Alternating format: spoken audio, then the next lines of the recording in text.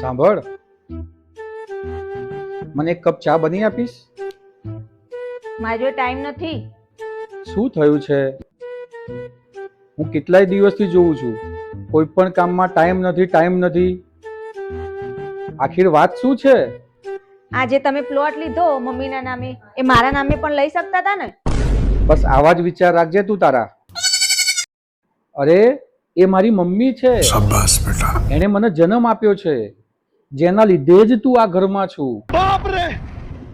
અને આ બધું ભવિષ્યમાં આપણા નામે તો થવાનું છે. વાત સહી. તો થોડી તો સમજણ વિચાર રાખ.